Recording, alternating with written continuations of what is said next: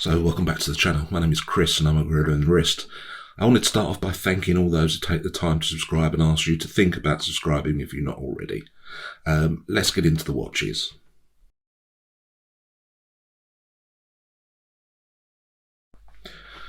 So first up today we have this Miller Fortich chronograph. Really nice vintage style on this. I'm a big fan.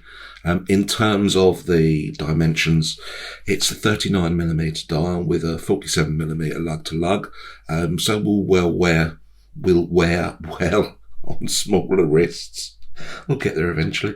Has 20mm lug widths, and comes in at just under 12mm. Has sapphire crystal, screw down case back and crown, giving it 100 meters of water resistance. It houses the Seiko VK63 chronograph movement, which is reliable. Currently coming in at around £83 in the sale. There's 3 colours, and I'll be honest with you, I like all of them. I'm struggling to pick a favourite. Anybody who's watched any of my previous videos will know I am a bit of a vintage hog. I really enjoy a good vintage chronograph, and this is certainly a good vintage chronograph. Has a lot going for it. Miller Fortich is a brand that I haven't really come across before or dealt with, but the rumour that I heard was that it was a sister brand of Baltony. And if that's the case, then that's a pretty good starting point, and does give me a reasonable base to say I think this is one that's definitely worth considering. As I mentioned, it has a really good vintage vibe to it, but it also comes on what I think looks like fairly decent leather straps, and the finishing on this looks good as well. So I think it works on a number of levels. I think it works on the vintage vibe. It's the right sort of size for a gorilla's wrist, which is good. I have a thing for these vintage chronographs at the moment, and this I think is a really good one. There is loom. It does say that the loom is the retro. So my expectation, a bit like Pagani Design loom, is the loom on this won't be brilliant. However, I am considering this and it is in my shopping basket.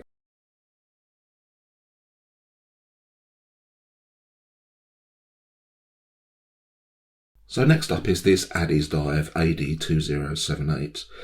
This is a fairly substantial dive watch coming in at 41mm.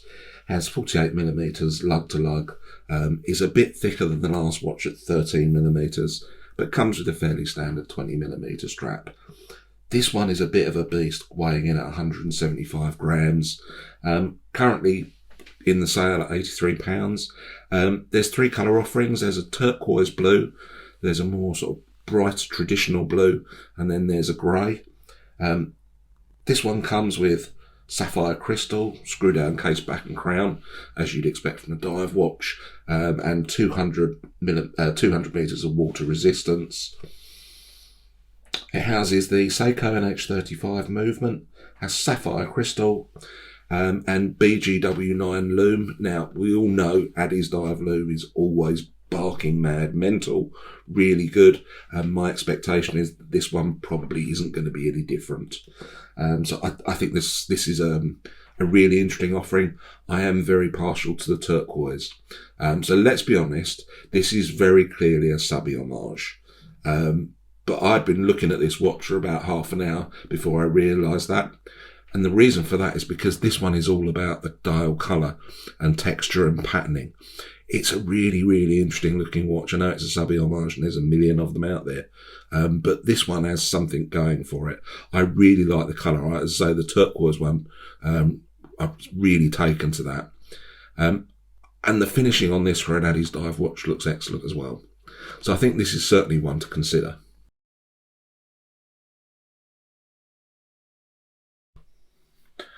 So next up we have this Proxima PX1691. This one is coming in at £86 on the bracelet, or £66 on what looks like a fairly nice leather strap. In terms of dimensions, it's a 38mm dial, it's 45mm lug to lug, so this one should wear relatively well. It's only 12mm thick and has fairly standard 20mm lug width. It has sapphire crystal. It houses the VH31, and as it very proudly shouts, the VH31 quartz movement version comes with no loom. So just in case you weren't sure, there you go, no loom. Which I guess makes it easier to review. I can't really criticise the loom if there isn't any there.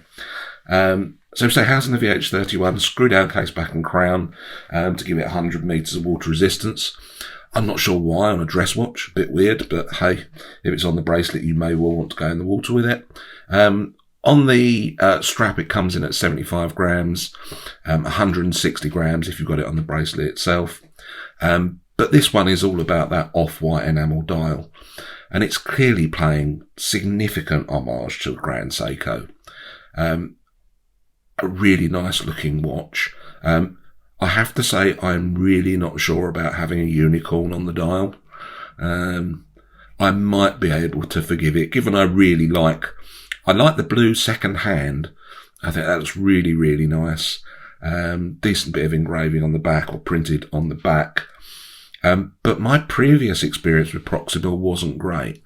So I had the PX1734, which was what I think of as the 70s television one. And whilst the finishing was really good, how they designed the lugs was just terrible. So I'm hoping that this one is significantly better. So I guess watch this space.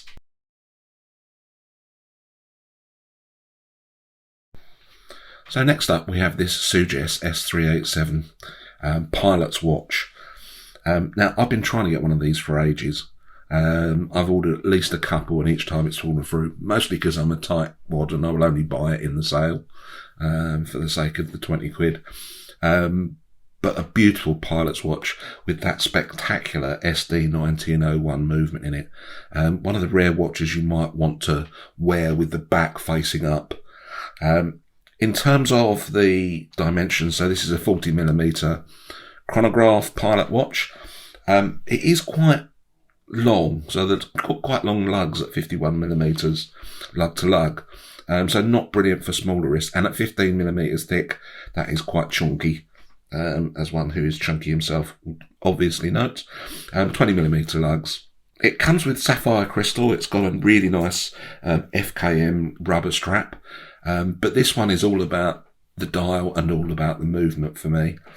And it comes in a gazillion different colours. There are lots of really, really nice colour mins. These are bright, summery watches. They're light to wear, and with 100 metres water resistance, probably safe enough to wear them on the beach. They do have loom on them, although my expectation for the loom isn't massive. But it is a bit of a long bugger at 51mm. But all of the colour variations are wonderful. I mean, really nice. Some of the blue ones are a little bit more subtle, but I really like the bold yellows, blues, just a really, really bold colour pattern. And there is one that's a composite, which I think we've probably already gone past. And to be honest with you, if they sold the composite version, I would definitely pay 150 quid for it, because it just looks absolutely fantastic. Let's see if we come back to it now, because it is absolutely wonderful. And I don't have a preference for which dial I want. I think they're all absolutely amazing. So I think in terms of whatever you pick, that's the one. There it is. That's the composite one. I know it's not real, but guys, make that watch. Please, please make that watch.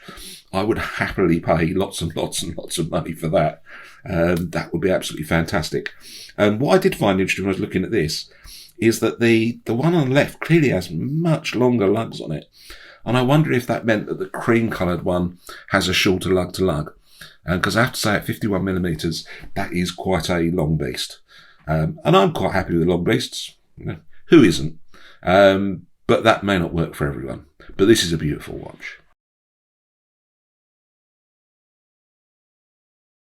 And then finally today, this is a mysterious code no-name watch. This has been my surprise watch of the year so far. So I've already reviewed this. I've had it in. My expectation level wasn't particularly high. I mean, it comes in a gazillion colours. But I just didn't, partly because of the name, I suspect, I just wasn't expecting too much of it. And clearly an homage to the IWC Ingenieur. And when it arrived, I was slightly stunned.